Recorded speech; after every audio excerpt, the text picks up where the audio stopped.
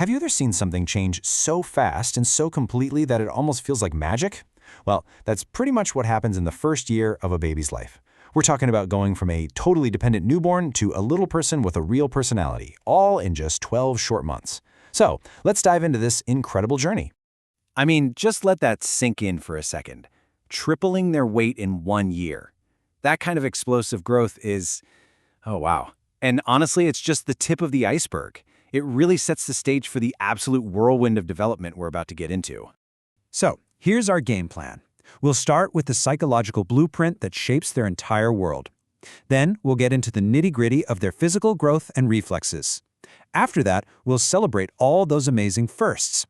We'll also cover the essentials of food and safety, and finally, we'll touch on what happens when a baby needs to be hospitalized. Okay, so to really get what's going on inside a baby's head, we've got to start with how they see and experience the world. This is the foundation. Everything else is built right on top of this. The brilliant psychologist Jean Piaget had a great way of describing this. He called it the sensory motor stage, and it's actually pretty simple. Babies are basically tiny scientists. They learn by doing. Every single thing they grab, look at, or listen to is a piece of data. They're not thinking abstractly, they're learning through direct, physical experience. Now, at the exact same time, another pioneer, Erik Erikson, pointed out the core emotional job of this first year, learning to trust. Think about it.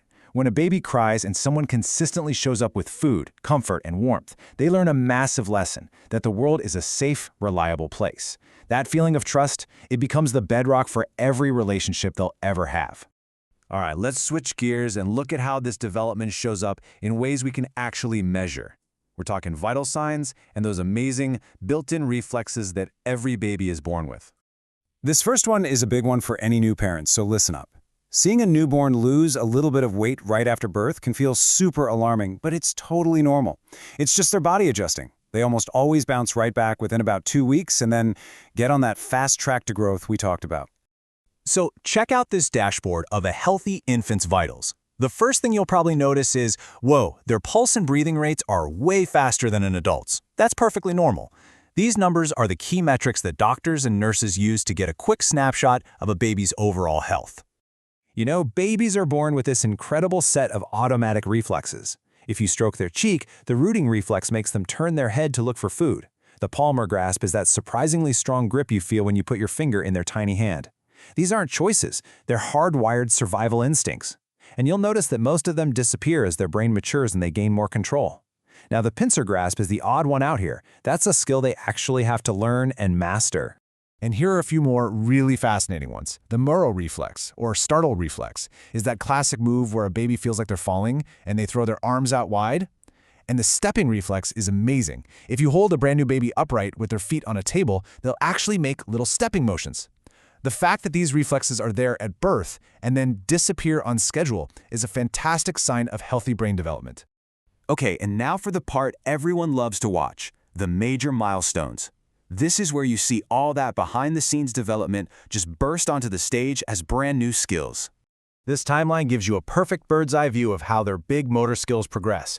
It's a journey that goes from just getting control of their head all the way to getting ready to take their first steps. Each milestone really does build on the one that came before it. So let's take a closer look. At just 2 months in, you can already see these little glimmers of social connection and motor control. They're lifting their heads during tummy time, they're making direct eye contact, and they're even starting to react to familiar voices. It's really the dawn of their engagement with the world. Fast forward to 6 months, and things are really cooking.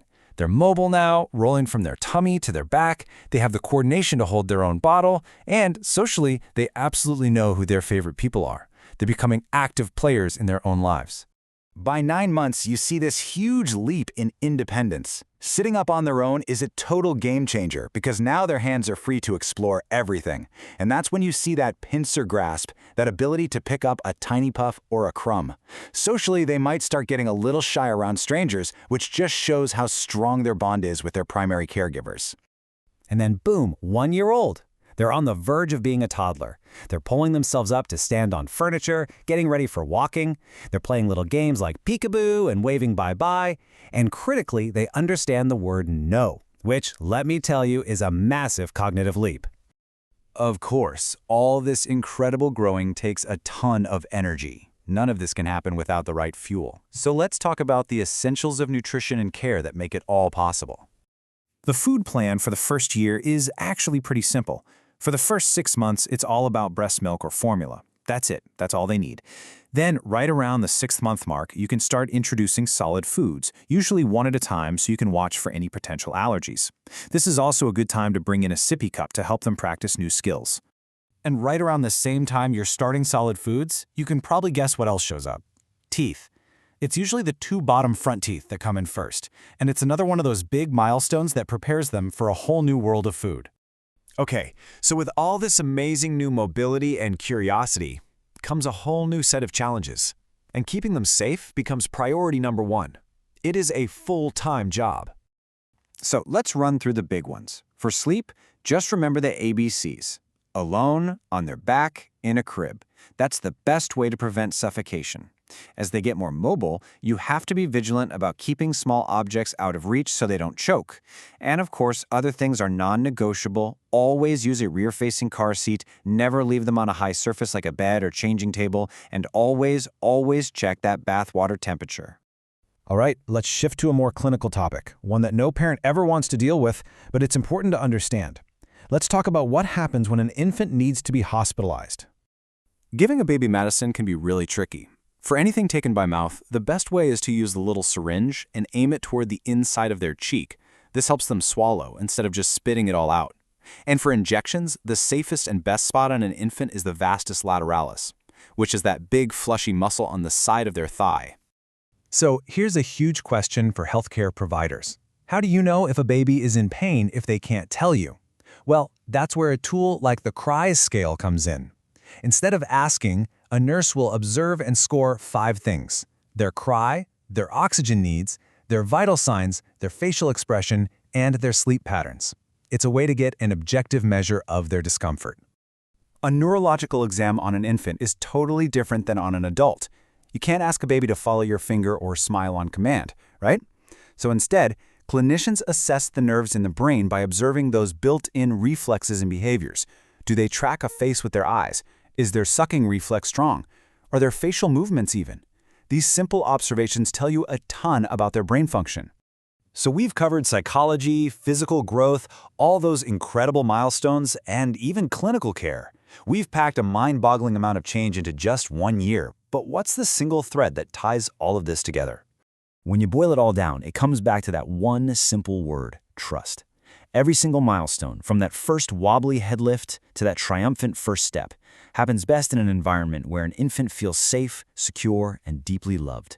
That consistent, responsive care you give them, that's the invisible scaffolding that supports this entire miraculous year of growth. It is quite simply the foundation for everything to come.